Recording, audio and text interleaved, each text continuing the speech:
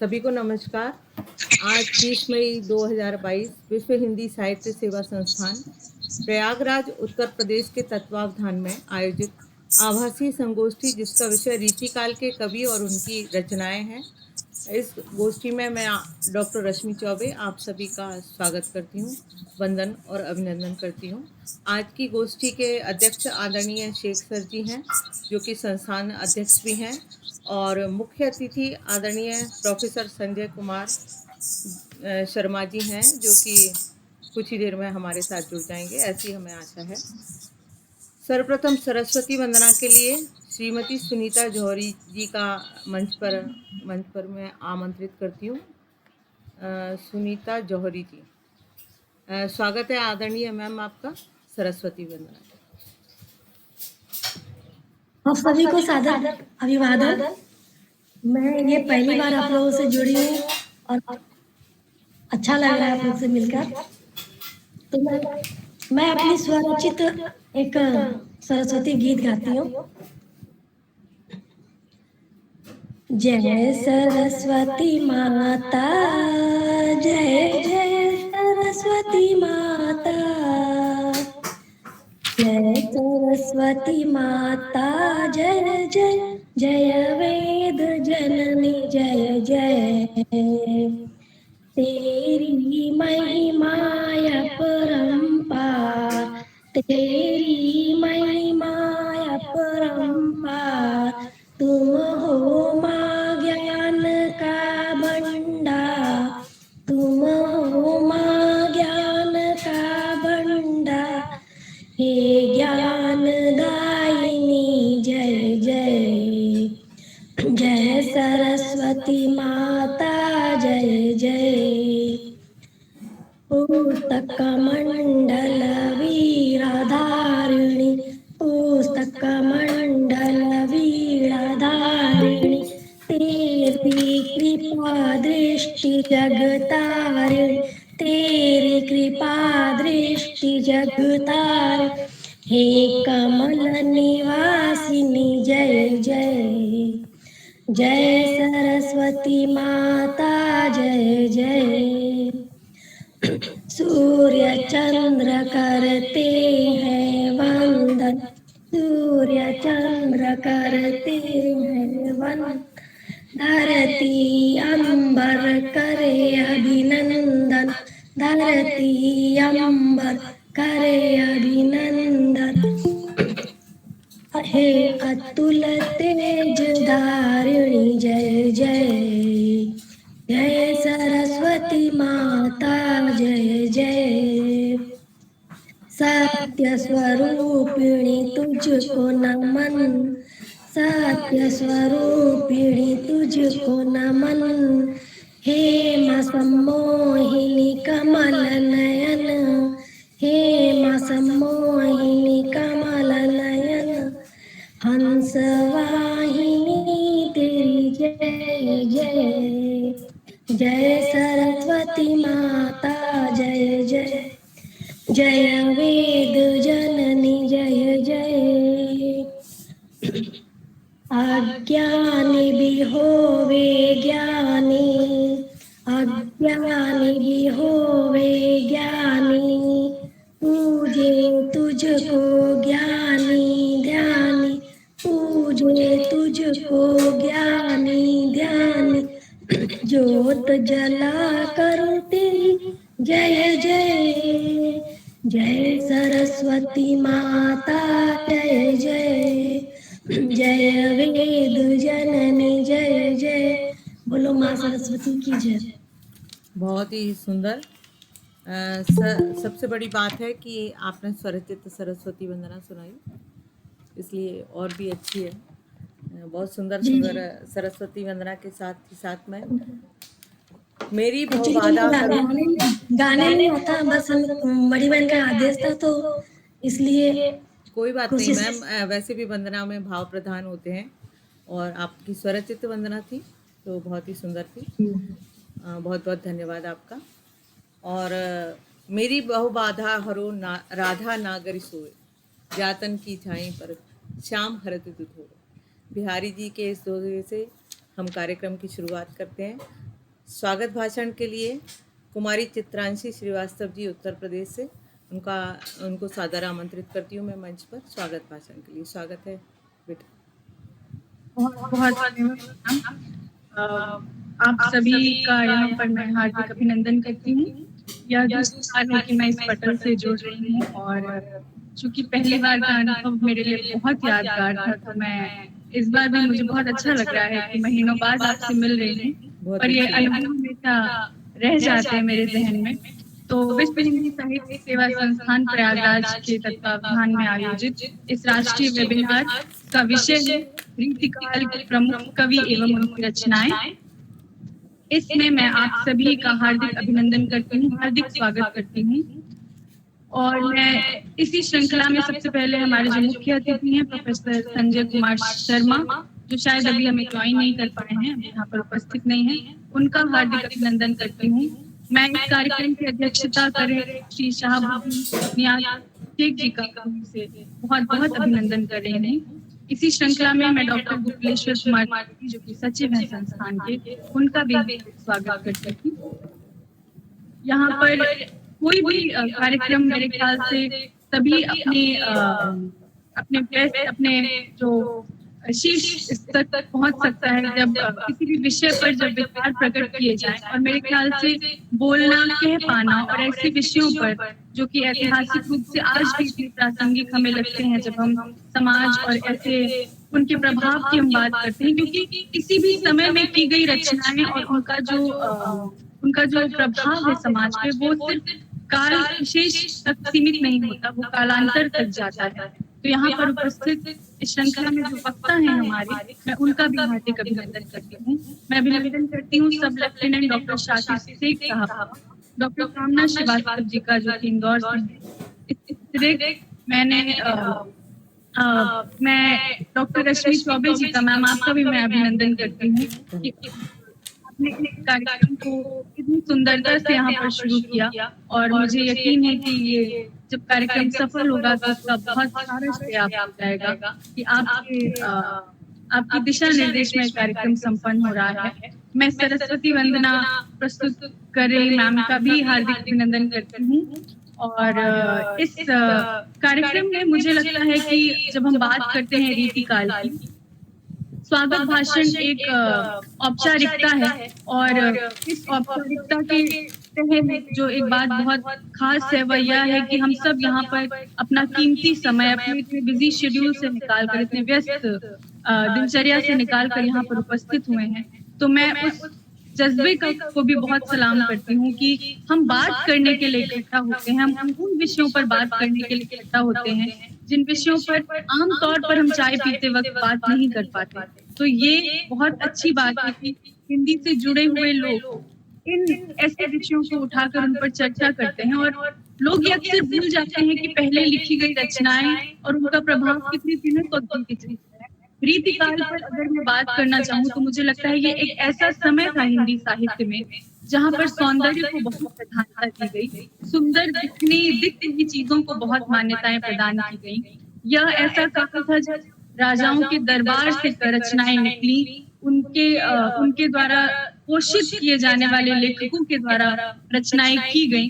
तो उस पर जाहिर सी बात है प्रश्न उठ सकते हैं कि क्या उन कविताओं ने या रीतिकाल में की गई रचनाओं ने समाज में जो विसंगतियां उस समय में थी, क्या उनके साथ न्याय किया, कि वो किस सीमा तक उन विसंगतियों को समाज में लेकर आए, या जिस तरीके से स्त्री की सौंदर्य पर उस काल में बात होती है वह किस हद तक सही था, या अभी के समय में जब हम नारीवादी सोच और ऐसे सारे प्रश्नों पर जब उस काल की बात को तोलते हैं तो वो किस हद तक एक डिस्कोर्स में शामिल होती है, या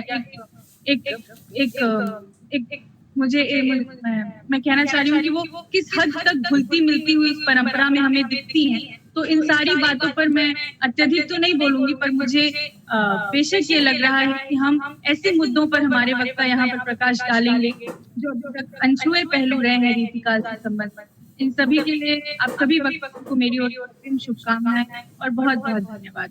बहुत बहुत बहुत बहुत धन्यवाद। आपने बहुत ही सुंदर तरीके से स्वागत भाषण दिया और आप इसी तरह से आती रहें इस मंच पर। आपका हमेशा स्वागत है। और अब जुड़ चुकी हैं हमारे साथ वंदना श्रीवास्तव जी, उनका भी इस मंच पटल पर स्वागत करती हूँ मैं। और रोहिणी डावरे जी भी हैं हमारे साथ, उनका भी स्वागत है कार्यक्रम में। और डॉक्टर निशा मुरलीधरन जी भी जुड़ चुकी हैं अभी। तो स्वागत करती हूँ कि आप हमारे साथ हैं, हमें अत्यंत प्रसन्नता है इस बात की। और बिहारी जी के एक दोहे से फिर से मैं यही कहूँगी कि आज कवि और उनकी रचनाओं पर बातचीत हो रही है रीतिकाल के। धर्म काम अरुनीति के सुरभित सुमन उदार, वीणा बादन सुत सरस कविता के श्रृंगार। भारत माता पा तुम्हें हुई कविंद्र निहाल, अपराजय नवीन चिर सुकवि बिहारी लाल। बिहारी जी की सच्चाई से मैं स्वयं भी बहुत प्रभावित हूँ। सचमुच बहुत ही अच्छे अच्छे दोहे हैं, जहाँ अगर श्रृंगारिकता को लेकर देखें या नायिकाओं के जो भाव आते हैं उनको एक एक करके किस तरह से उन्होंने बखान किया है। अगर हम सुंदरता की दृष्टि से देखें तो ये काल बहुत ही अलग काल है, और ये ना होता तो बहुत कुछ कम हो जाता हमारे हिंदी साहित्य में। शुरुआत में मैं आदरणीय सब लेफ्टिनेंट डॉक्टर शाकिर शेख जी, पुणे महाराष्ट्र से, उनका स्वागत करती हूँ इस मंच पर अपने वक्तव्य के लिए, उद्बोधन के लिए। स्वागत है सर आपका, ससम्मान। आदरणीय बहुत बहुत धन्यवाद मैडम। मेरी आवाज आ रही है आपको? जी बिल्कुल स्पष्ट आ रही है। विश्व हिंदी सेवा संस्थान प्रयागराज इसके अध्यक्ष मेरे गुरुवर्य आदरणीय डॉक्टर शाहबुद्दीन शेख जी, संस्थान के सचिव गोकुलेश्वर द्विवेदी जी, इस वेबिनार की संयोजिका श्रीमती पुष्पा श्रीवास्तव मैडम, डॉक्टर रश्मि चौबे जी, इसके प्रमुख वक्ता सामना श्रीवास्तव जी, चित्रांशु श्रीवास्तव जी, मणिमणि द्विवेदी, वंदना श्रीवास्तव जी, और इस वेबिनार में जुड़े हुए मेरे सभी भाई बहनों, मैं सब डॉक्टर शाकिर से सबसे पहले तो आप सभी का यहाँ पर हार्दिक हार्दिक आभार व्यक्त करता हूँ कि आपने मुझे इस विषय पर यहाँ बोलने का अवसर दिया।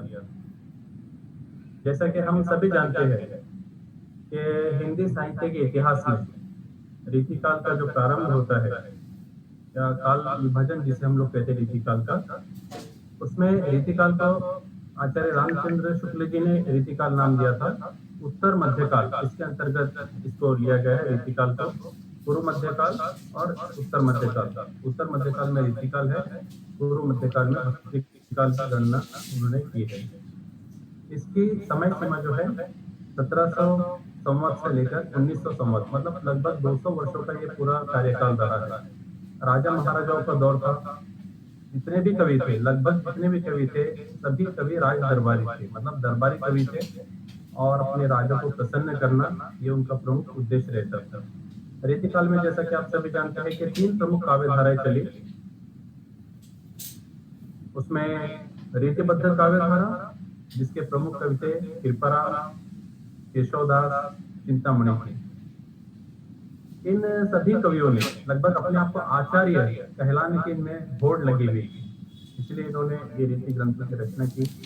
रीति सिद्ध कवि इनमें आते हैं बिहारी जी, देव, सेनापति, मतीराम, रसनिधि और पद्माकर जी। और तीसरी एक ऐसी काव्यधारा थी जो कि रीति परंपरा से जो नहीं जुड़े हुए थे, रीति मुक्त कवि हम उन्हें कहते हैं। इसमें थे घनानंद, बोधा, आलम, ठाकुर। हम सभी जानते हैं कि मिश्र बंधुओं ने इस रीतिकाल को अलंकृत काल नाम दिया था, क्योंकि अलंकारों का बहुत ज्यादा इसमें प्रयोग हुआ था इस काल में। विश्वनाथ प्रसाद मिश्र जी ने इसे श्रृंगार काल कहा है। जैसे कि आप बिहारी के दोहे अगर आप पढ़ते हैं तो हमें पता चलता है कि पूरा श्रृंगार काल से भरी हुई इनकी रचना हमें मिलती है। और रमाशंकर शुक्ल जी, रसाल जी ने इसे कला काल कहा था, रीतिकाल का। इसमें हम देखते हैं कि रीतिकाल के जो संस्कृत पहले जो कवि माने जाते हैं, रीतिकाल का प्रारंभ जहाँ से हुआ था केशवदास, ऐसे विवादित कवि है जिनका जन्म तो भक्ति काल में हुआ, रचना इन्होंने रीतिकाल में की। सबसे प्रथम कवि और आचार्य कवि ये माने जाते हैं रीतिकाल का। केशवदास जी के बारे में सभी जानते हैं कि इन्होंने रस सिद्धांत की अवहेलना की थी और अलंकार सिद्धांत का इन्होंने निरूपण किया था। इसीलिए अलंकार सिद्धांत की स्थापना करने का श्रेय केशवदास जी को रीतिकाल में जाता है। ये अलंकारवादी कवि थे। इनका जन्म ओरछा में हुआ था और राज दरबार में ये इंद्रजीत जो राजा थे, इंद्रजीत सिंह जी, इनके दरबारी कवि थे। इंद्रजीत सिंह केशवदास जी को अपना गुरु मानते थे और आपको पता है कि 21 गांव उन्होंने ना भेंट किए थे। पहले भी मैं बता चुका हूँ कि लगभग सभी कवि इस काल के वे राज दरबारी कवि थे। और जो बीरबल थे, अकबर के जो दरबार में थे, नवरत्नों से एक थे बीरबल, वे भी इन्हें बहुत ज्यादा मानते थे केशवदास जी को। लगभग 9 ग्रंथ केशवदास जी ने लिखे हैं और रामचंद्रिका जो इनका सबसे प्रसिद्ध ग्रंथ माना जाता है, इसमें विविध छंदों और अलंकारों का एक पिटारा इसे कहते हैं रामचंद्रिका का। इनकी कविताएं इतनी कठिन, इतनी दुरूह मानी जाती है पढ़ने में, और इतने ज्यादा एक एक छंद में 8-8, 9-9, 10-10 अलंकारों का प्रयोग इन्होंने किया है। और इसीलिए केशवदास जी को हम सभी कठिन काव्य का प्रेत ये उपाधि से ने उस समय दी गई कि कठिन काव्य का प्रेत इन्हें कहा जाता था। उस समय चिंतामणि नाम के भी कवि हुआ करते थे जो कि रत्नाकर त्रिपाठी थे, कानपुर टिकवापुर के। उनके ये पुत्र थे, सुपुत्र थे, भूषण, मतीराम और जयशंकर, ये इनके भाई थे चिंतामणि त्रिपाठी जी। इन्होंने भी लगभग 6 ग्रंथ अपने रचे हुए, 6 ग्रंथ की रचना की है। मतीराम चिंतामणि के भाई थे, 3 ग्रंथों की इन्होंने रचनाएं की उस समय में। विकासदास नाम के बहुत प्रसिद्ध कवि थे, लगभग 6 ग्रंथ इन्होंने अपने उस समय लिखे हुए। कुलपति मिश्र एक कवि थे उस समय और इनके भी 5 ग्रंथ उपलब्ध है उस समय। देव बहुत प्रसिद्ध कवि माने जाते हैं, लगभग 15 ग्रंथ देव जी के उस समय लिखे हुए हैं। और भूषण जी के बारे में तो क्या कहा जाए, हम सभी जानते हैं कि जो दरबारी कवि थे इससे थोड़ा हटकर, जिसे हम लोग कहते हैं कि वीर रस के कवि, रीतिकाल को तो हम लोग श्रृंगार काल ही कहते हैं, लेकिन भूषण एक ऐसे एक अपवाद ऐसे कवि माने जाते हैं जिन्होंने वीर रस की रचनाएं की। राजा छत्रसाल के आश्रय में वे रहा करते थे। हमारे महाराज में भी शिवाजी महाराज के भी पास उनसे संपर्क हुआ और इनके ऊपर भी उन्होंने 2 ग्रंथों की रचना की शिवाजी महाराज के ऊपर। देशभक्ति की भावना या विदेशों का जो आक्रमण हो चुका था, ये जगाने का काम और देशवासियों को देशभक्ति के प्रति उत्तेजित करने का काम इन्होंने किया था। भूषण जी बहुत बड़ा इन्होंने उस समय कार्य किया था। वीर रस एकमात्र कवि माने जाते हैं। और सेनापति ये भी एक प्रमुख उस समय के कवि थे जिनके 2 ग्रंथ उपलब्ध है उस समय। बिहारी जी का मैं विशेष में बात करने वाला था इसमें कि हम सभी जानते हैं कि ग्वालियर राज्य के बसिया गोविंदपुर में बिहारी का जन्म हुआ था। इनकी पूरी बाल्यावस्था बुंदेलखंड में गुजरी थी और इनकी जो तरुणावस्था थी, जवानी जो थी, वो अपने इनके जो ससुराल था बिहारी जी का मथुरा, इसमें व्यतीत हुआ था। बिहारी ऐसे प्रतिभाशाली कवि थे रीतिकाल के जो संस्कृत, प्राकृत और फारसी भाषा पे जिनका पूरा अधिकार था। और इसी कारण जो उस समय के राजा थे शाहजहां, इसके बहुत कृपा पात्र कवि थे और अनेक राज्यों से स्कॉलरशिप मतलब इन्हें शिष्यवृत्ति मिलती थी। और एक बार इसी तरह से ये जयपुर में जब आए थे जयसिंह राजा के दरबार में अपनी शिष्यवृत्ति लेने के लिए, स्कॉलरशिप लेने के लिए, तो उन्होंने देखा था कि वहां की जनता बहुत उदास है, किसी का भी किसी का मन नहीं है। और जब उन्होंने पता किया कि ऐसा क्यों, तो लोगों से पता चला कि जो राजा जी हैं जयसिंह जी, उन्होंने एक नई शादी मतलब नौठा रानी ऐसा उल्लेख है उनके में कि उन्होंने एक शादी की हुई है, नई एक लड़के से शादी की हुई है और अपने जो हरम जो होता है मतलब बेडरूम जो होता है उससे बाहर ही नहीं निकल रहे, वहां वहीं पे है। तो अब क्या किया जाए इनको? महाराज को अगर राजा को अगर कुछ कहा किसी ने तो आपको तो पता है कि राजा क्या करते हैं, सीधा आप सजा दे देते हैं। लेकिन बिहारी जी ने एक हिम्मत दिखाई और एक दोहा उनके पास लिख कर भेजा। बिहारी जी की भी चिंता थी, दरबार की भी चिंता थी, जनता की भी चिंता थी, कवि के समाज की चिंता तो रहती है साहित्यकार को। और उन्होंने राजा जय सिंह के पास एक दोहा लिखकर भेजा था, नहीं पराग, नहीं मधुर मधु, नहीं विकास की काल, अली कली सो बंध्यो, आगे कौन हवार। राजा जी ने दोहा पढ़ा बिहारी का लिखा हुआ और समझ में आ गया, वो जागरूक हो गए और उन्हें पता चला कि मैं ये जो कर रहा हूँ इस उम्र में, बुढ़ापे में, वो गलत बात है ना। बिहारी जी ने संदेश दिया था कि नहीं पराग हो, है ना, कि हे राजा तेरे अंदर तो पराग ही नहीं है, बहुत उम्र हो चुकी है अभी, नहीं मधुर मधुर, और जिसके प्रति तुझे स्नेह है, जो रानी की तूने जो लड़की से बच्ची से शादी किया हुआ है, उसमें भी तुझे कोई मधुर मधुर प्राप्त नहीं होने वाला है। नहीं विकास भी काल है, उसका भी कोई विकास नहीं, वो तो बच्ची है जिससे शादी किया हुआ है, मतलब जो पाना चाहता है तो नहीं मिलने वाला है।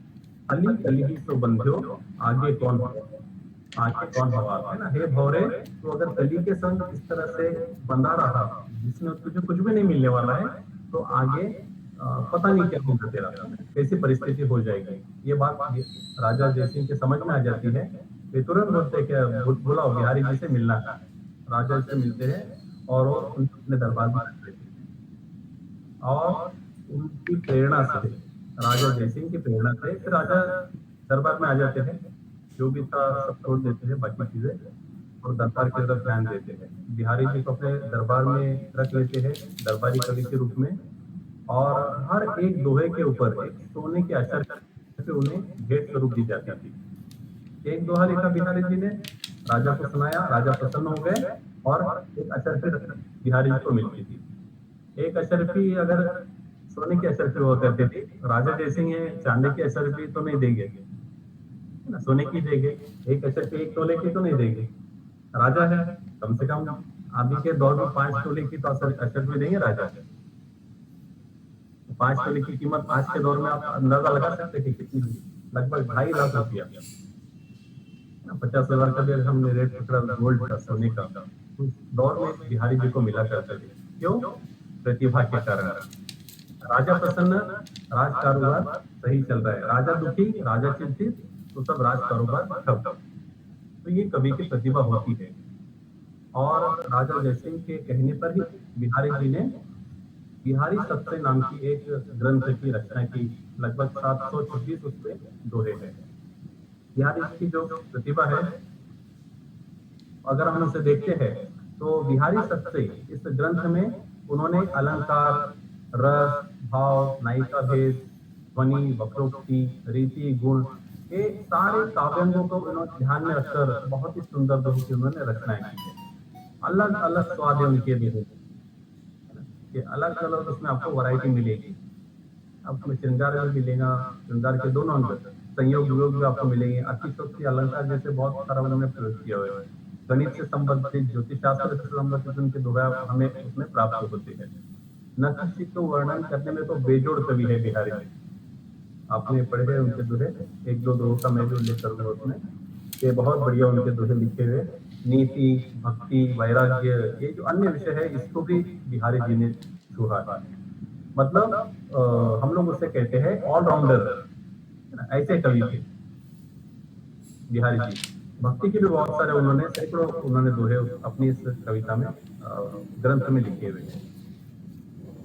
एक उदाहरण है, सतसैया के दोहरे जो नावक के तीर, देखन में छोटे लगे गांव करे गंभीर। बिहारी सतसई के जो दोहे हैं, तो ऐसे लगता है कि छोटे किसी बालक के तीर होंगे, कोई बच्चा तीर चला रहा है, लेकिन वो दिखने में तो छोटे हैं तीर, लेकिन घाव बहुत ही गंभीर करते हैं, बहुत प्रभावशाली होते हैं। और यही प्रभावशालीता के कारण ही जयसिंह राजा जागरूक हो गए थे और अपना पूरा ध्यान उन्होंने फिर राज दरबार में लगाया था। इस प्रकार की प्रतिभा कवि में थी। एक गोपी का और कृष्ण जी का एक बहुत सुंदर वर्णन बिहारी जी ने अपने दोहे में किया है। वे लिखते हैं, बतरस लालच लाल की मुरली धरी लुकाई। के बातों का जो बातें करने से जो रस आनंद प्राप्त होता है, उसके कारण क्या करती है गोपियाँ कृष्ण जी की मुरली को छुपा लेती है, ताकि कृष्ण जी उनके पास आएंगे और वे उनसे बातें करेंगी और उन्हें आनंद प्राप्त होगा। बतरस लालच लाल की मुरली धरी लुकाए सौह करे, है ना? मतलब कसमें खाती है जब कृष्ण जी पूछते हैं कि आपने मुरली मेरी मुरली ली, तो बोलते नहीं नहीं, हम कसम खाते हैं कि हमने आपकी मुरली नहीं ली। ये मतलब मजाक कर रही है। ये तुरंत उनके चेहरे के हाव भाव से पहचान लेते कि इन्होंने ही मेरी मुरली छुपाई है। और बैन कहे नतीजा, जब वो मांगते चलाओ मेरी मुरली और वे इनकार कर देती है ना? इस प्रकार के उन्होंने दोहे लिखे थे। एक एक दोहे में मतलब हम लोग श्लेष अलंकार कहते हैं, मुक्तोक्ति अलंकार कहते हैं, और बहुत सारे बातें इनके ये दोहे में हमें देखने के लिए मिलती है। एक बहुत सुंदर उनका दोहा हम सभी ने पढ़ा है, तोपर वारो उर्वशी, तोपर वारो उर्वशी, सोनी राधिके सुजान, तू मोहन के उर्वशी, वह उर्वशी समान, है ना? एक गहना होता है गले में पहनने का, उर्वशी, वो और स्वर्ग की जो अप्सरा थी उर्वशी, या उर्वशी, मोहन के उर्वशी मतलब राधा, राधा मोहन के उर्वशी। ऐसा एक ही शब्द का उन्होंने 3 जगह प्रयोग किया है और तीनों स्थान पर उनका अलग अलग हमें अर्थ मिलता है। एक बहुत अच्छा दोहा बिहारी जी ने लिखा है, ये सब श्रृंगार से संबंधित इनके दोहे में आपको बता रहा हूँ। एक दोहा उनका है, कहत नटत रिझत खिजत, मिलत खिलत लजिया, कहत नटत रिझत खिजत, मिलत खिलत लजिया, भरे भवन में करत है नैनन ही सौबार, है ना? पूरा भवन भरा हुआ है लोगों से।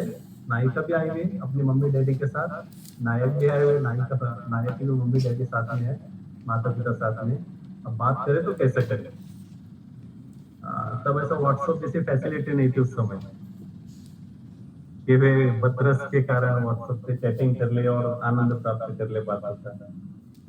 डायरेक्ट बात करनी पड़ती थी, डायरेक्ट नायिका के घर के पास जाना पड़ता नायक को देखने के लिए, दीदार करने के लिए, चांद का टुकड़ा, मुखड़ा चांद का टुकड़ा देखने के लिए। और वे आंखों ही आंखों में इशारे कर रहे हैं, पूरा भवन भरा हुआ है और दोनों की आंखें नजरें मिली हुई और वे आंखों से वार्तालाप कर रहे हैं। बहुत बारीकियां उन्होंने अपने दोहों के माध्यम से चित्रित की है। एक बहुत अच्छा ऐसा इन्होंने विरोधाभास वाला दोहा बिहारी जी का हम पढ़ते हैं, ध्रुव ऊर्जत, ध्रुव ऊर्जत टूटत कुटुंब, जुरत चतुर्चित प्रीति, परति गाठ दुर्जत ये दई नई रीति, है ना? यानी ध्रुव आंखों से आंखें उलझ रही है, नैनों से नैना उलझ रहे हैं, और इसके कारण क्या हो रहा है कि टूटत कुटुंब, दोनों कुटुंब वाले, लड़की के परिवार वाले और लड़की के परिवार वाले दोनों भी नाराज हो जा रहे हैं और वे उनमें क्या हो जा रहा है, मतभेद निर्माण हो जा रहा है। जुरत चतुर्चित प्रीति, है ना? लेकिन जो चतुर है मतलब नायक और नायिका, इनकी प्रीति जुड़ गई है ना? ध्रुव के उलझने के कारण कुटुंब परिवार टूट रहे हैं और हृदय जुड़ रहे हैं नायक नायिका से।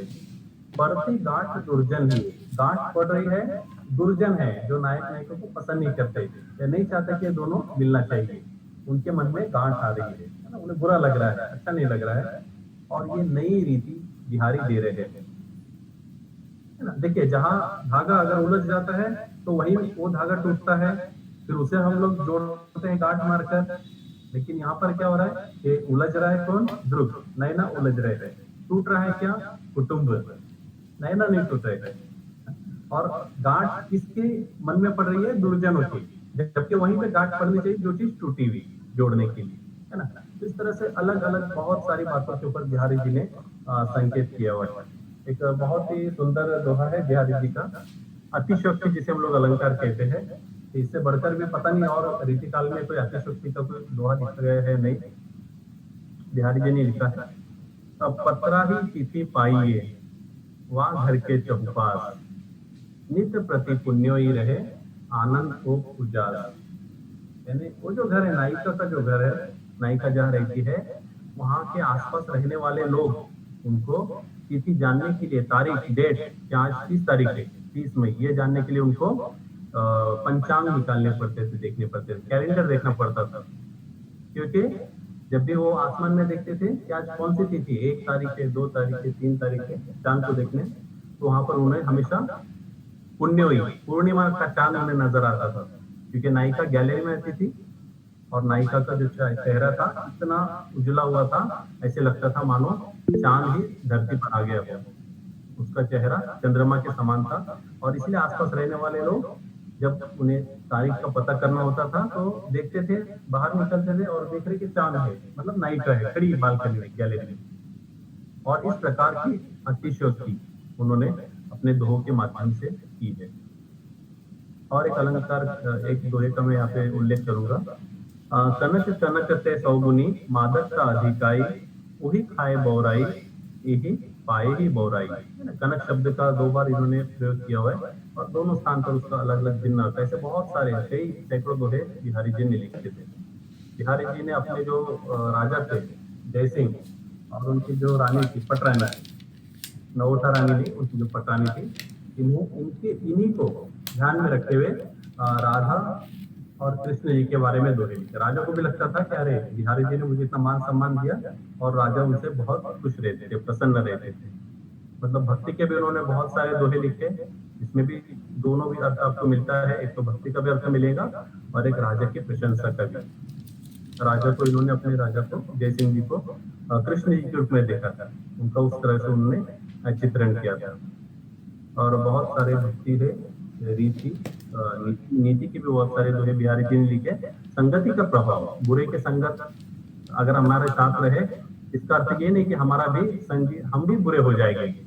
रहीम के जैसा, रहीम ने भी एक बात कही है कि जिस तरह से चंदन को भुजंग जो लपटे हुए रहते, उसके कारण चंदन में विष नहीं आता है, वैसे ही बात बिहारी जी भी कहते थे अपने दोहों के माध्यम से। ये अगर आदमी अगर अच्छा है तो उसके स्वभाव में गुरु के संगति का भी कोई प्रभाव नहीं पड़ने वाला है, अगर वो सचमुच अच्छा है। तो ऐसे बहुत सारा बातें हैं जो हमारे काम की है, जो प्रासंगिक भी है, बहुत सारी इसमें की बातें। इसको अगर हम लोग अध्ययन करते हैं बहुत आनंद भी मिलता है, बहुत सारी साहित्य के माध्यम से हमें सीख मिलती है। शाहबुद्दीन शेख जी, आपने मुझे अवसर दिया, डॉक्टर रश्मि चौबे मैडम और आप सभी भरत सेनकर जी भी यहाँ पर उपस्थित है, सुनीता जौहरी मैडम है हमारे बीच उपस्थित, आपने मुझे मौका दिया। रोहिणी डावरे मैडम भी हमारे बीच उपस्थित है, आपने मेरी बातों को सुना और मुझे शुभ अवसर प्राप्त हुआ बिहारी जी के ऊपर कुछ अपने 2 शब्द बात करने का। आपका फिर से एक बार हार्दिक आभार, बहुत बहुत धन्यवाद। बहुत बहुत धन्यवाद सर, आपने बहुत ही अच्छी बढ़िया जानकारी, सर, बहुत ही सुंदर उद्बोधन। बढ़िया जानकारी। आपने जो श्रृंगारिकता का वर्णन था रीतिकाल में वो तो बताया ही, साथ ही आपने ये भी बताया कि राज दरबारी कवि होने के साथ साथ बिहारी जी ने अपने राजा को संदेश भी दिया कि आप क्या कर रहे हो और आपको किस तरह से कार्य करना चाहिए। तो ये बिहारी जी की जो विशेषता थी आपने इसको भी बताया। हजारी आचार्य हजारी प्रसाद द्विवेदी जी कहते हैं कि बिहारी प्रसिद्ध सत्सई संसार के श्रृंगार साहित्य का भूषण है। तो सत्सैया के जो दोहे हैं उनकी तो तारीफ यत्र तत्र सर्वत्री है, और आपने उन्हीं दोहों को आपने यहाँ पर अपने उद्बोधन में सुनाया। हमें बहुत बहुत धन्यवाद, आभारी हैं सर हम आपके। इसके पश्चात मैं आदरणीय मैम को सादर आमंत्रित करती हूँ। मैम माइक खोल लीजिए कृपया अपना। आदरणीय डॉक्टर कामना श्रीवास्तव जी, इंदौर मध्य प्रदेश से, आप सादर आमंत्रित हैं अपने उद्बोधन के लिए इस मंच पर। स्वागत है मैम आपका। नमस्कार मैम। नमस्कार। नमस्कार अतिथिगण। आज का जो हम अपना कार्यक्रम कर रहे हैं, विश्व हिंदी साहित्य संस्थान प्रयागराज द्वारा राष्ट्रीय वेबिनार। हमारा विषय है रीतिकाल के प्रमुख कवि एवं उनकी रचनाएं। रीति जिसका अर्थ है ढंग, प्रकार, परिपाटी, प्रणाली इत्यादि आदि कई नामों से हम इसको जान सकते हैं। जिस प्रकार भाषा के पश्चात व्याकरण का उदय हुआ, उसी प्रकार लक्ष्य ग्रंथों के उपरांत लक्षण ग्रंथों का जन्म हुआ। हिंदी साहित्य के इतिहास में संवत 1700 से संवत 19 तक के समय को आचार्य द्वारा, विद्वानों द्वारा विभिन्न नामों से जाना गया। मिश्र बंधु ने अपने ग्रंथ मिश्र बंधु विनोद में इसे अलंकृत नाम की संज्ञा दी, तो वही इसे आचार्य रामचंद्र शुक्ल ने प्रवृत्तिगत आधार पर इस काल को रीति काल नाम से संबोधित किया। इसी परंपरा में पंडित विश्वनाथ प्रसाद ने इसे श्रृंगार काल नाम से संबोधित किया, तो वही डॉक्टर भगीरथ मिश्र ने इसे कला काल कहा गया। रस के आचार्य भरत मुनि के नाट्य शास्त्र में हमें सर्वप्रथम काव्यांग निरूपण उपलब्ध होता है।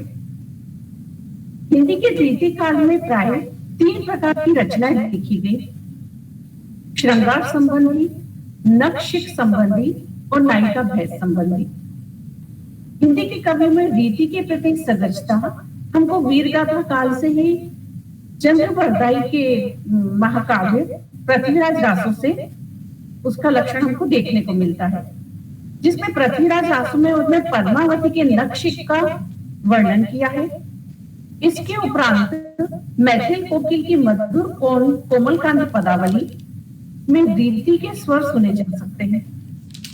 हिंदी में रीति काव्य के प्रवर्तक आचार्य केशवदास को माना जाता है। आचार्य विश्वनाथ प्रसाद मिश्र ने हिंदी के रीति कवियों और उनके काव्यों को 3 वर्गों में विभाजित किया, जिसमें रीतिबद्ध, रीति सिद्ध और रीति मुक्त कवियों को रखा गया। एक वर्ग और जहां रीति सिद्ध कवियों का रहा, जिसमें सेनापति, बिहारी, बेनी, राम सहाय प्रमुख कवि रहे। वहीं इसी और रीति परंपरा का एक वर्ग और रहा, जिसे रीति मुक्त कवियों के नाम से जाना गया। इनके प्रमुख कवि घनानंद, बोधा, आलम, ठाकुर प्रमुख कवि रहे। रीति सिद्ध कवियों का दृष्टिकोण काव्य शास्त्री रहा, तो रीति सिद्ध काव्य का प्रयोजन भी प्रेरणा स्त्रोत राजाश्रय रहे वो लोग भी। जबकि रीति मुक्त काव्य की परंपरा काव्य की प्रेरणा का आधार अंतकरण की स्फूर्ति है। रीति सिद्ध काव्य में अनुभूति पक्ष गौण और अभिव्यक्ति पक्ष प्रधान रहा है। ठीक इसके विपरीत रीति मुक्त काव्य का आंतरिक अनुभूतियों का काव्य रहा। रीति सिद्ध काव्य का उद्देश्य परांत सुखाय है, जबकि रीति मुक्त काव्य का उद्देश्य स्वांत सुखाय ही रहा। रीति सिद्ध में जहां प्रकृति उद्दीपन के रूप में चित्रित हुई, वहीं रीति मुक्त में प्रकृति आलंबन के रूप में चित्रित की गई। रीति सिद्ध काव्य में प्रदर्शन तथा अलंकरण की प्रवृत्ति प्रधान रही, वहीं रीति मुक्त में कृत्रिमता का सर्वथा अभाव परिलक्षित हमको देखने को मिलता है।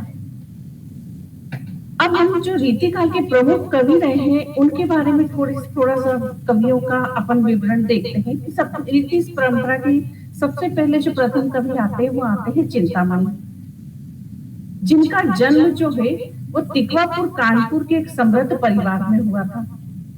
चिंतामणि का स्थान रीति आचार्यों में अग्रणी रहा। इनकी प्रमुख रचनाएं रही रस विलास, श्रृंगार मंजरी, कवि कल्प, कल्पतरु, छंद विचार। उन्होंने काव्य के सभी अंगों पर विचार किया। वही इसी परंपरा में जब अगले हम कवि को लेते हैं तो वो है देव। ये इटावा जिला के काव्य पूज्य ब्राह्मण बिहारी लाल के पुत्र थे। ये बहुत स्वाभाविक मानी थे, इसीलिए किसी के आश्रयदाता के यहाँ ज्यादा दिन तक नहीं रुक पाते थे। इनके द्वारा लिखित 15 ग्रंथ हमें उपलब्ध होते हैं, जिसमें प्रमुख है भाव विलास, सुजान विनोद, काव्य रसायन, सुख सागर। देव का रीति निरूपण, नए भेदों की उद्भावना, नवीन छंदों की खोज इनके काव्य की प्रमुख विशेषता रही है।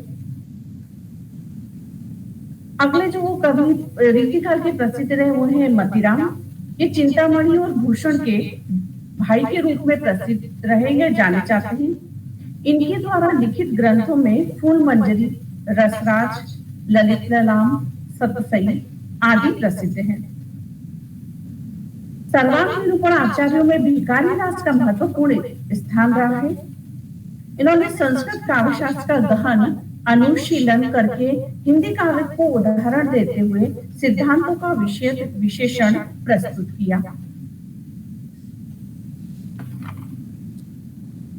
अगली इसकी कड़ी में हम जो कवि है उनका नाम है आलम। आलम का काव्य में ही जीवन में स्वच्छंद एवं मुक्त रहा। वे प्रेम की दीवान के कवि रहे। अपने इसी व्यक्तित्व के कारण वे घनानंद व रसकान की कोटि के कवि रहे हैं। घनानंद मूलतः प्रेम और भक्ति भावना के कवि हैं। सुजान सागर व सुजान संबोधन के आधार पर किवंती है कि सुजान नामक एक वेश्या से इन्हें प्रेम हो गया था और इनके प्रणय प्रेम को उस वेश्या ने ठुकरा दिया था, जिससे विरक्त होकर ये उसके विरह में इतने ज्यादा डूब गए कि इन्होंने जो भी स्थिर साहित्य लिखा या जो भी रचनाएं करी उसमें सुजान शब्द का जरूर प्रयोग किया है। जब हम साहित्य दृष्टिकोण से देखते हैं तो सुजान के रूप में उसके अर्थ के रूप में हम कृष्ण की बात करते हैं, क्योंकि जब साहित्यिक दृष्टिकोण से इस चीज को देखा जाता है तो यदि हम एक स्त्री या राजनर्तकी के संदर्भ में इसकी बात की जाएंगे तो वो जो साहित्य उन्होंने लिखा वो उस कोटि में नहीं गिना जाएगा। इसलिए जहां जहां सुजान का प्रयोग हुआ है साहित्य दृष्टिकोण से वहां कृष्ण की बात की गई। कृष्ण के वियोग में राधा की या गोपियों की उनके संदर्भ की इसमें उन्होंने बात की है। इसी क्रम में जो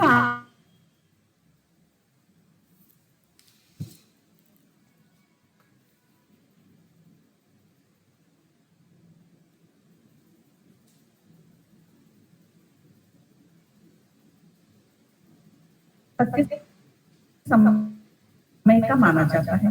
वहीं रीतिकाल के जो एक प्रसिद्ध कवि रहे वो है बिहारी, जिनके लिए कई उक्ति प्रसिद्ध है। और मेरे जो पूर्व वक्ता थे उन्होंने बिहारी के बारे में बहुत विस्तृत से उन्होंने व्याख्या की कि उनके लिए प्रसिद्ध है कि उन्होंने उक्ति प्रसिद्ध है कि बिहारी के दोहे जो नावक के तीर देखन में छोटे लगे घाव करे गंभीर। वहीं उनके लिए एक कथन ये भी है कि उनके जो दोहे हैं वे गागर में सागर भरते हैं, यानी कम शब्दों में अधिक बात की कहना। रीतिकाल के सर्वाधिक प्रसिद्ध एवं लोकप्रिय कवि बिहारी रहे। ये जयपुर के राजा जयसिंह के दरबारी कवि रहे हैं। इनके यश का मूल आधार जो रहा है वो सतसई रहा है। ये मूलतः श्रृंगार रस के कवि माने जाते हैं। श्रृंगार के साथ इन्होंने भक्ति और नीति के भी दोहे रचे।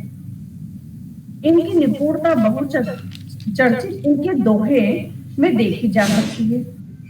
उनका जो बहुचर्चित दोहा है वो है बतरस लालच लाल की मुरली धरी लुकाई, सो करे बोहनी हसी देल करे नट जाए। वहीं उनका एक और उनकी जो प्रसिद्ध है राजा जयसिंह के दरबारी कवि थे। और राजा जयसिंह जो थे वो अपनी एक रानी जो थी उसके प्रेम में इतना डूब गए थे कि उनको राजपाट वगैरह का तो कुछ भी भान नहीं था। तो जो बिहारी थे उन्होंने अपना एक दोहा लिख करके राजा तक पहुंचाया उनको आगे करने के लिए कि नहीं पराग नहीं मधुर मधु नहीं विकास यही कहा अली कली सो बंधियो आगे कौन हवा। इसी दौर में अगर मैं आगे और रीतिकाल की कवियों की बात करती हूँ तो इसमें जो प्रमुख नाम आता है वो है केशव। केशव के पूर्वज जो थे वो संस्कृत के विद्वान थे और ओरछा के नरेश महाराजा राज सिंह के भाई इंद्रजीत के सभा के कवि थे। केशव द्वारा रचित 7 ग्रंथ हमें मिलते हैं, जिसमें कवि प्रिया, रसिक प्रिया, रामचंद्रिका, वीर सिंह चरित, विज्ञान गीता, रतन बावनी, जहांगीर, रस चंद्रिका। कवि प्रिया और रसिक प्रिया काव्यशास्त्री पुस्तकें हैं। केशव का महत्व इस बात से है कि उन्होंने पहली बार संस्कृत साहित्य शास्त्र में निरूपित काव्यांगों पर हिंदी में विचार किया। केशव की रचना में काव्य की दृष्टि से सर्वाधिक विचारणीय जो रही है वो रामचंद्रिका रही है, जिसमें राम के चरित्र का वर्णन किया गया। यदि केशव हिंदी के प्रथम आचार्य माने गए। रामचंद्रिका जो है इसे कठिन का केशव को जो के लिए उक्ति जो प्रसिद्ध है वो है कठिन काव्य का प्रेत। और इनकी जो रामचंद्रिका है उसमें उन्होंने राम के चरित्र का वर्णन किया है, जिसे छंदों का अजायब घर के नाम से संज्ञा दी गई है। अब हम जब तुलनात्मक दृष्टिकोण की बात करते हैं तो राम के जीवन के चरित्र का वर्णन तो तुलसीदास ने भी किया और केशव ने भी किया है। तो हम जब इस दृष्टिकोण से देखते हैं तो केशव जो थे वो आचार्य होने के कारण या विद्वानता के कारण आचार्य थे। इस दृष्टिकोण से उनकी रामचंद्रिका को उतनी प्रसिद्धि नहीं मिल पाई जितनी तुलसीकृत रामचरितमानस को मिली। रामचरितमानस में तुलसीदास ने जिस भी रचना को लिया, जिस भाषा को अवधी भाषा में जो लिखी, वो इतनी सरल भाषा में लिखी कि जनमानस तक जल्दी पहुंच पाई। केशव आचार्य होने के कारण इनकी जो शब्दावली थी ये थोड़ी क्लिष्ट थी, जो सामान्य जन तक नहीं समझ से परे थी, इसलिए इनको कठिन काव्य के प्रेत के नाम से इनको संज्ञा दी गई। इसलिए केशव की जो रामचंद्रिका है उसको उतनी प्रसिद्धि नहीं मिली जितनी तुलसीदास के रामचरितमानस को मिली है। इसी कड़ी में हम आगे देते हैं भूषण। ये शिवाजी की इन्होंने प्रशंसा की और छत्रसाल की भी ये शिवाजी और छत्रसाल की इन्होंने जो भी रचनाएं लिखी उसमें इन्हीं का वीरता का इन्होंने वर्णन किया। ये रीतिकाल के दो प्रसिद्ध कवि चिंतामणि मतीराम के सगे भाई रहे हैं। चित्रकूट के सोलंकी राजा रुद्र ने इन्हें कवि भूषण की उपाधि दी। इनका वास्तविक नाम कहीं भी हमें ज्ञात नहीं होता। जब हम अध्ययन करते हैं तो इनका वास्तविक नाम था यह कभी कहीं भी हमें मिलता नहीं है। ये वीर रस के कवि थे। उन्होंने रीतिकाल की परंपरा में एक अलंकार ग्रंथ शिवराज भूषण लिखा। इनके जो अन्य ग्रंथ मिलते हैं वे शिवा वावनी, छत्रसाल दर्शक। रीतिकालीन कविता का प्रधान स्वर श्रृंगार रहा, भूषण का स्वर वीरता रहा। रीतिकाल के जितने भी कवि रहे उनका प्रधान स्वर मूलतः श्रृंगार, लाक्षणिकता, नक्षिक वर्णन इसी में रहा। लेकिन इसमें एक हम ये उपाधि कह रहे हैं कि भूषण जो है रीतिकाल की कवियों में एक वीरता वाली इन्होंने अपनी रचनाएं लिखी है, इसलिए ये रीतिकाल के विशिष्ट कवियों में गिने जाते हैं। अंत में अब अपने थोड़े जो भी उसको विराम देने से पहले थोड़ा सा बस रीतिकाल के उसमें बोलना चाहती हूँ कि जीवन की उदात्त साधना और सिद्धियों का निरूपण ही रीतिकाल में उपलब्ध नहीं होता, बल्कि मानव मन की वृत्ति का परितोष भी होता है। घोर पराभव के उस युग में समाज में अभिशक्त जीवन में सरसता का संचार कर इन कवियों ने अपने ढंग से समाज पर का उपकार किया। अपने युग की आत्मघाती निराशा को उच्छिन्न करने में अतुल्य योगदान दिया, इसमें संदेह नहीं है। कला का उद्देश्य मनोरंजन है और यह मानव जीवन की अपरिहार्य आवश्यकता है। रीतिकाल का मूल्यांकन कला के इसी उद्देश्य को ध्यान में रखकर हमें करना चाहिए। अपने इसको वाक्य को मैं यहीं से विराम देती हूँ। बहुत ही सुंदर, सही कहा कि कला का उद्देश्य एक मनोरंजन भी है और ये हमारी आवश्यकता भी है और मानसिक वृत्तियों को दर्शाती है इनकी कविताएं। और सचमुच राजा की प्रसन्नता के लिए इन्होंने कविताएं लिखी थी, इसलिए श्रृंगारिकता और सांसारिकता ये सब भाव इनकी कविता में दिखाई देते हैं। साथ ही साथ काव्य सौंदर्य भी, जहाँ हम देखते हैं कि केशवदास जी की रामचंद्रिका का तो इतना अच्छे छंद और वो हैं, लेकिन भावुकता प्रधान होती है जीवन में। ये भी आदरणीय मैम ने समझाया कि तुलसीदास जी की रामचरितमानस को जितना लोगों ने सराहा उतना केशव जी की रामचंद्रिका को पसंद नहीं कर पाए शायद। बहुत सुंदर उद्बोधन आदरणीय, बहुत बहुत धन्यवाद। आज आपने बहुत सारी जानकारी दी, बहुत सारे सभी लगभग सभी कवियों को आपने यहाँ पर अपने उद्बोधन में समेटा है, ये ऐसा मुझे लगा। बहुत सुंदर उद्बोधन, बहुत बहुत धन्यवाद। सर मुझे आदरणीय शेख सर, मुझे मुख्य अतिथि सर दिखाई नहीं दे रहे हैं। अगर किसी को दिखाई दे रहे हो तो मुझे बताइए, मुझे यहाँ नहीं दिख रहे हैं। तो क्या कार्यक्रम को आगे बढ़ाऊँ सर? हाँ, आगे बढ़ाइए। आदरणीय श्रीवास्तव मैम को बहुत बहुत धन्यवाद बहुत सुंदर उद्बोधन के लिए। साथ ही साथ मैं अध्यक्षीय भाषण के लिए मैं सादर आमंत्रित करती हूँ आदरणीय शेख सर, पूजनीय डॉक्टर शहाबुद्दीन नियाज मोहम्मद शेख सर, जो कि महाराष्ट्र से हैं और हमारे संस्थान के भी अध्यक्ष हैं। आदरणीय गुरुवर जैसे संत सर का मैं स्वागत करती हूँ इस पटल पर। स्वागत है सर, अध्यक्षीय उद्बोधन के लिए। विश्व हिंदी साहित्य सेवा संस्थान प्रयागराज उत्तर प्रदेश के तत्वावधान में आज की ये गोष्ठी आयोजित है,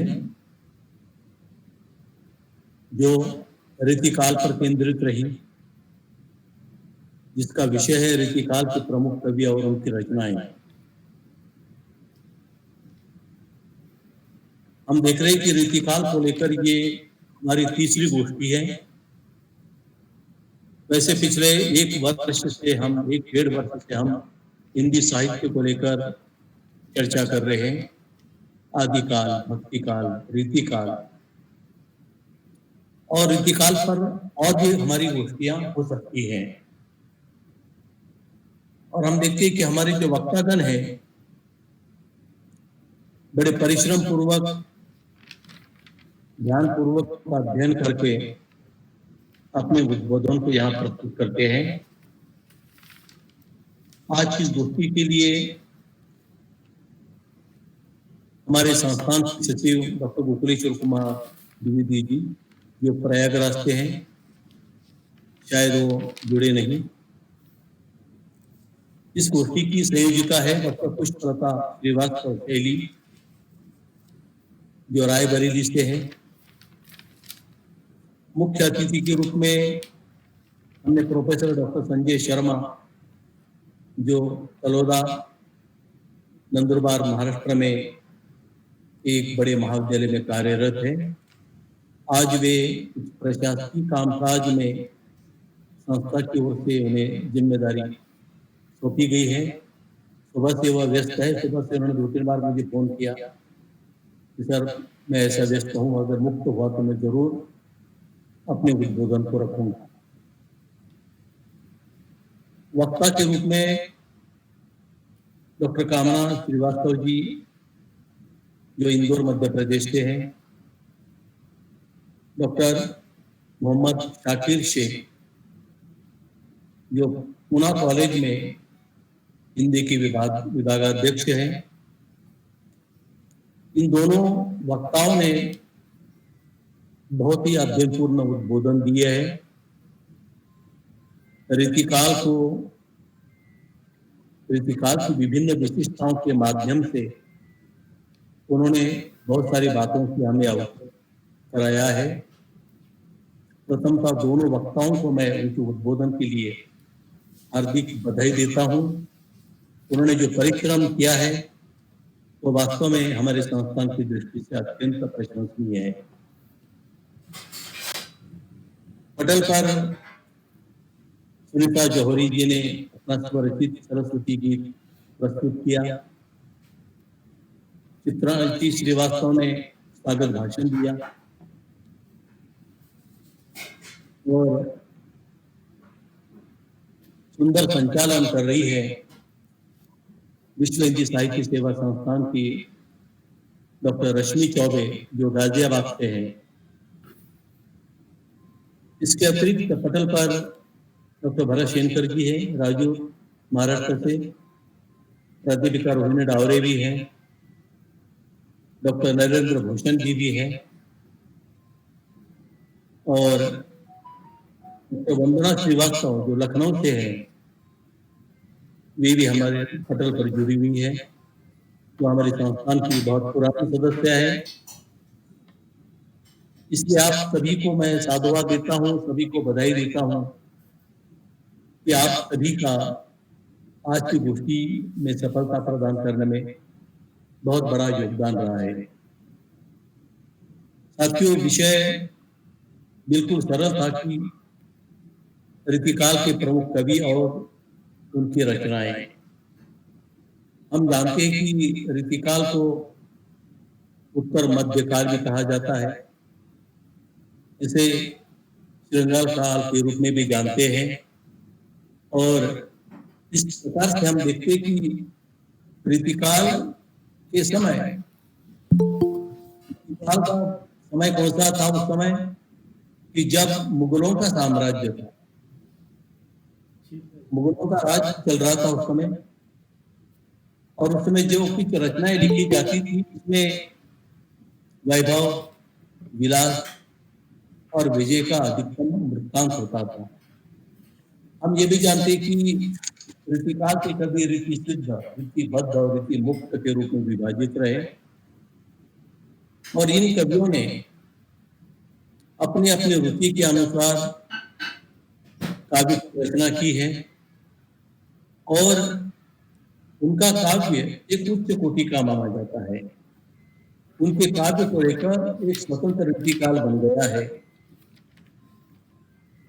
इस प्रकार से हम देखते कि ऋतिकाल में अनेक महत्वपूर्ण कवि हो चुके हैं। इसकी चर्चा हमारे पूर्व वक्ताओं ने भी की है। चिंतामणि त्रिपाठी है, कुलपति मिश्र जी है, मतीराम है, देव है, पद्माकर है, भिखारी दास है, कवि भूषण है, सेनापति है, बिहारी है, वृंद है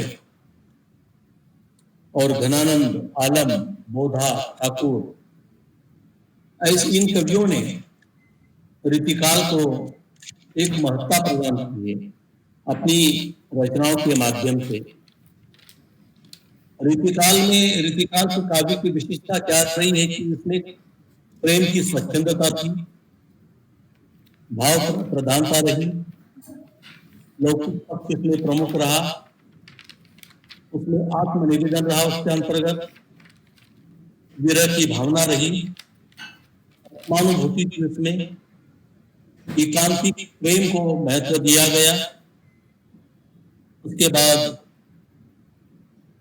लोक जीवन का एक ग्रहण था और हम ये भी देखते कि प्रबंध निपुणता जो थी वह ऋतिकाल के काव्य विशिष्टताओं में आता है। तो इस प्रकार से ऋतिकाल का जो काव्य है वह भाषा शैली, भाव उनकी दृष्टि से आता रहा है। पूर्व के जो हमारे आदिकाल, भक्ति काल रहे, इनमें से ऋतिकाल की स्वतंत्र स्वच्छंद धारा बहती गई। ऋतिकाल के काव्य में स्वच्छंदता ये प्रमुख गुण रहा, क्योंकि उसमें मैंने पहले बताया कि उसमें वैभव, विलास और विजय का लोक जो वृत्तांत है वो उनके काव्य में मिलता है। और ऋतिकाल के बाद आधुनिक काल का जन्म हुआ है। आधुनिक काल की तो अनेक धाराएं हैं, उन पर भी हमारी चर्चा होती रहेगी। अतः मैं ये कहूंगा कि आज के हमारे दोनों वक्ताओं ने, डॉक्टर कामना श्रीवास्तव जी इंदौर और डॉक्टर मोहम्मद साकिर शेख पुणे महाराष्ट्र से, इन्होंने बहुत सुंदर बातें ऋतिकाल के संदर्भ में हमारे सम्मुख रखी। बिल्कुल उनकी बातें ज्ञानवर्धक रही। अध्ययन पूर्ण होने के कारण हमारे ज्ञान में भी वृद्धि हुई। इसलिए मैं संस्थान की ओर से उन्हें साधुवाद देता हूँ और आशा करता हूँ कि भविष्य में भी हमारे विभिन्न विषयों में उनका सहयोग हमें प्राप्त होगा और संस्थान की इन गोष्ठियों में आपकी सहभागिता हमारे लिए अत्यंत महत्वपूर्ण है। पटल पर हमारे विद्वज्जन जुड़े हुए हैं, उन सभी के प्रति मैं आभार प्रकट करता हूँ और निरंतर संचालन का कार्य करने वाली डॉक्टर रश्मि चौधरी जी का संचालन बड़ा सुंदर, सफल और नियंत्रण पूर्ण होता है। उन्हें भी मैं हार्दिक बधाई देकर अपनी वाणी को विराम देता हूँ। जय हिंद, जय नागरी। नमस्कार सभी को। बहुत बहुत धन्यवाद सर। आप जब भी थोड़ी सी तारीफ कर देते हैं तो मेरा उत्साह बढ़ जाता है।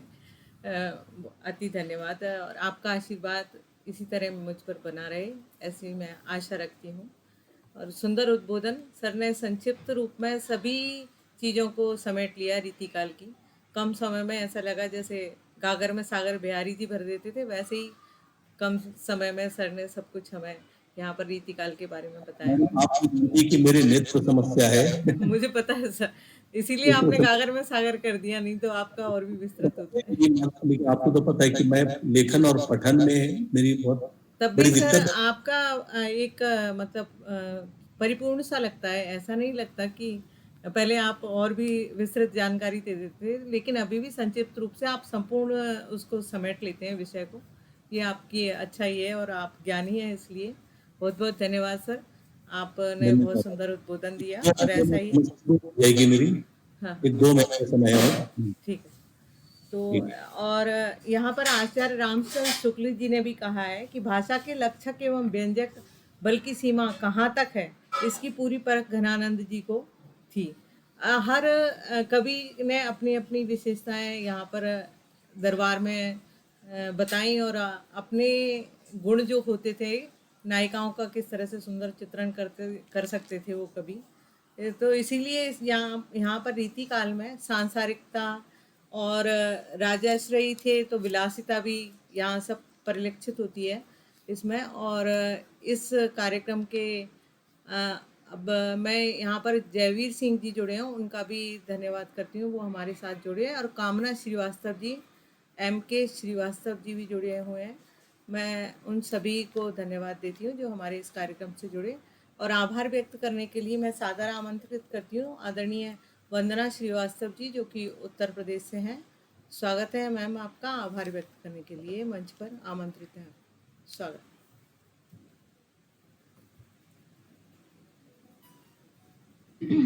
जी नमस्कार। बहुत ही प्यारा सा धन्यवाद डॉक्टर रश्मि जी आपको। और सच मानिए इन गोष्ठी में उपस्थित होकर के बहुत कुछ सीखने को मिलता है और बहुत जो हम लोग कई पुस्तकों का अध्ययन करके प्राप्त करते हैं वो यहाँ पे 1-2 घंटे की गोष्ठी में हमें प्राप्त हो जाता है। आभार ज्ञापन के लिए माँ सरस्वती का पहले वंदन।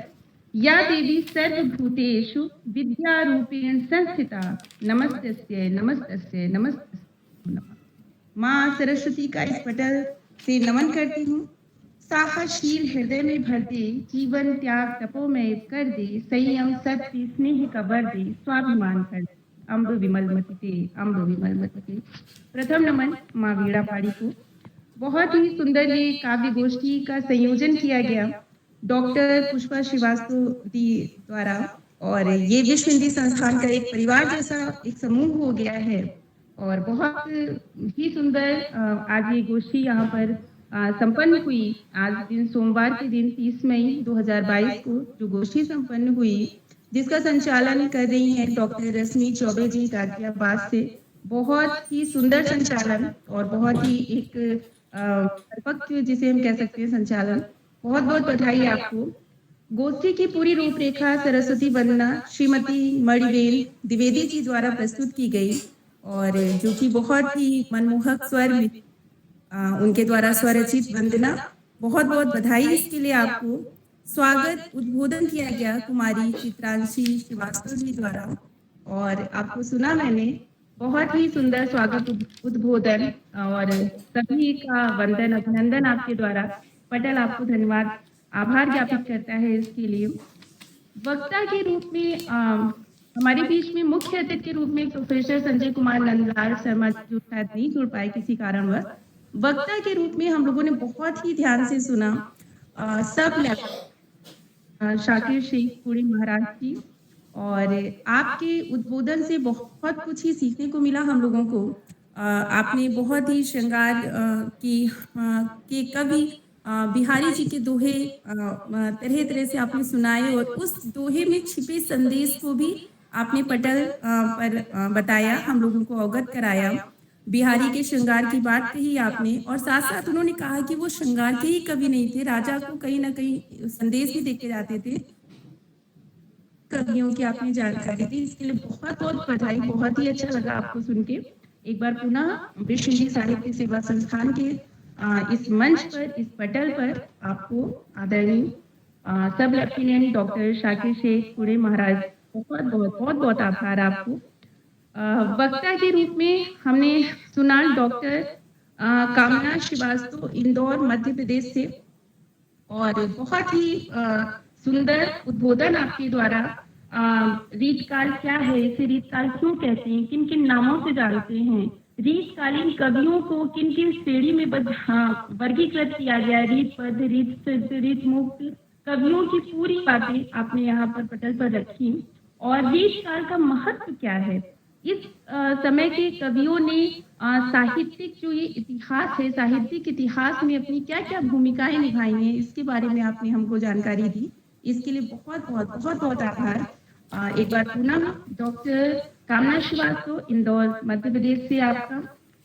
कार्यक्रम की अध्यक्षता कर रहे थे डॉक्टर शहाबुद्दीन नियाज मोहम्मद शेख सर, पुणे महाराष्ट्र।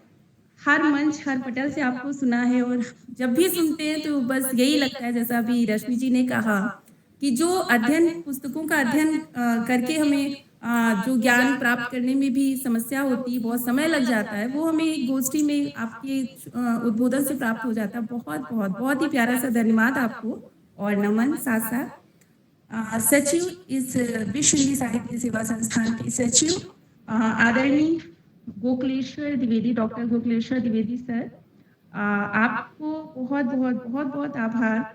और आपके मार्गदर्शन में ये जो गोष्ठी होती है और हम लोगों को मैं जब भी इस संस्थान से जुड़ी मैं यही बात कहती हूँ कि जब कोई भी साहित्यकार जब हिंदी के साहित्यिक मंचों से जुड़ना चाहता है तो उसके मन में अनेक प्रश्न यही आते हैं कि हमारा हिंदी साहित्य का इतिहास कैसा था, तत्कालीन आज से युगों पहले बैठे कवियों ने क्या सोचा और क्या लिखा, और उनको पढ़ करके बहुत कुछ ज्ञान प्राप्त होता है। तो सचिव आदरणीय गोकुलेश्वर द्विवेदी जी द्वारा लगातार ये जो गोष्ठियां हो रही हैं, हम लोगों का मार्गदर्शन हो रहा है और हम लोगों का ये हिंदी साहित्य के क्षेत्र में एक जो नया इतिहास लिखा जा रहा है डिजिटल मीडिया के द्वारा, और ये गोष्ठी करके इसके लिए बहुत प्यारा सा आभार, आपको बहुत नमन और हम लोगों का मार्गदर्शन करने के लिए। कार्यक्रम का बहुत ही सुंदर संयोजन किया है दीदी श्रीमती पुष्पा श्रीवास्तव जी ने। आप रायबरेली से हैं और बहुत ही स्नेह से बहुत ही मार्गदर्शन आपका रहता है, तो इसके लिए बहुत आभार। रीतकाल जो कि 1700 से 1900 तक हिंदी साहित्य के इतिहास में जाना जाता है, माना जाता है। रीतकाल के कवि जो कि प्रौढ़ काव्य था तब का, रस निरूपण, अलंकार निरूपण, जिनमें बहुत ही अच्छा होता था, भाविक और सहृदय कवि होते थे। और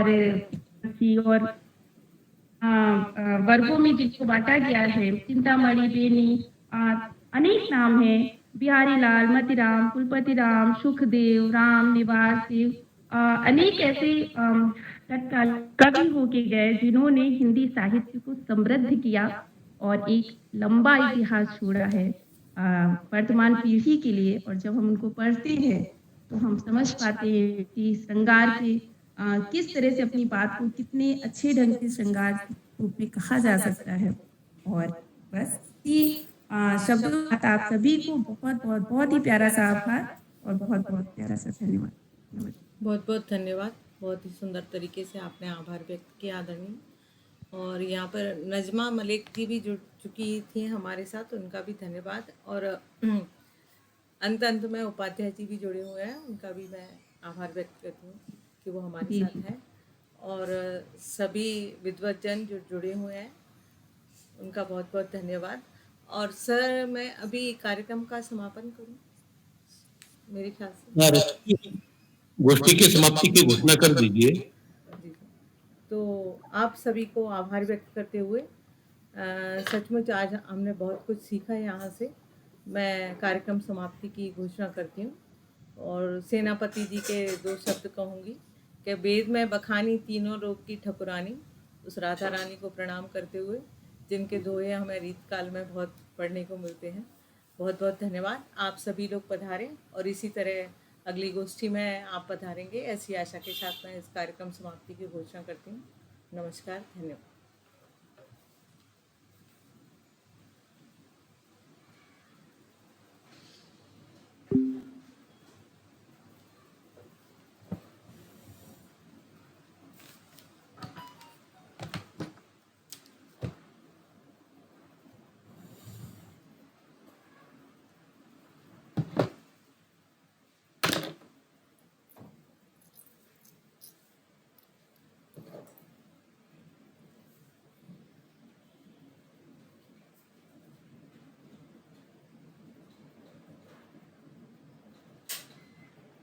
जानू